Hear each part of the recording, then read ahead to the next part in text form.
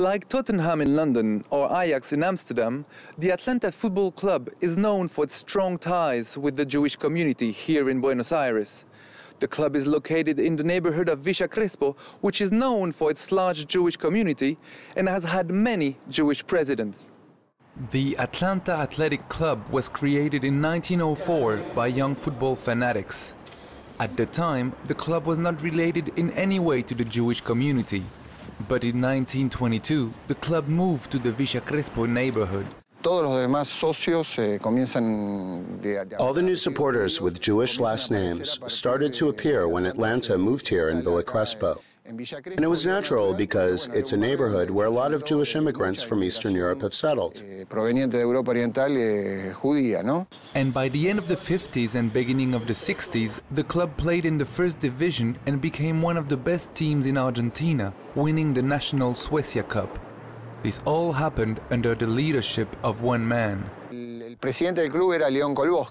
president of the club was Leon Kolbowski, a Jewish immigrant from Eastern Europe, who was a merchant of the neighborhood and a member of the Communist Party.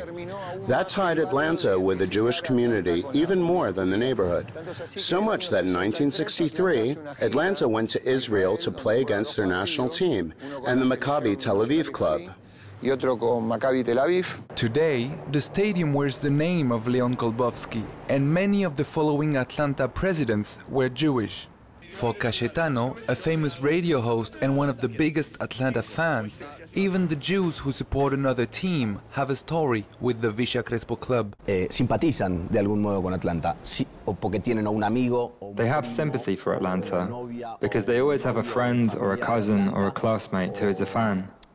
So every time you say you're an Atlanta fan, they answer, "Ah, yes, I went there once. Oh, I went there in 81.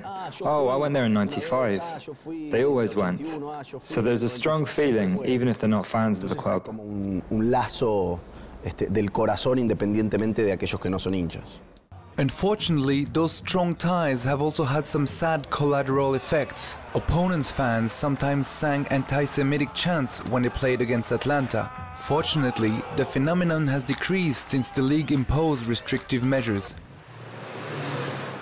In the back of the San Bernardo Café, you'll always find the older fans playing dominoes and discussing the latest results.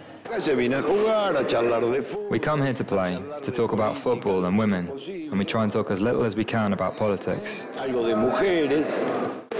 When we're not at the stadium, we're here, and sometimes we go home.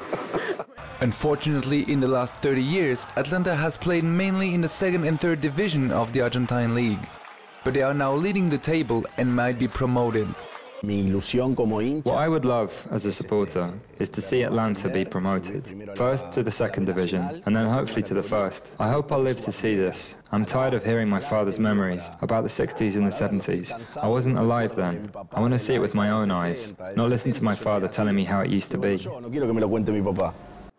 The whole Villa Crespo neighborhood and all the Atlanta fans, Jewish and non-Jewish united, hope that their club will be promoted at the end of the season. Then, once in the second division, the club will be a step closer to its once glorious past. This is Julian Ferrat for JN1 in Buenos Aires.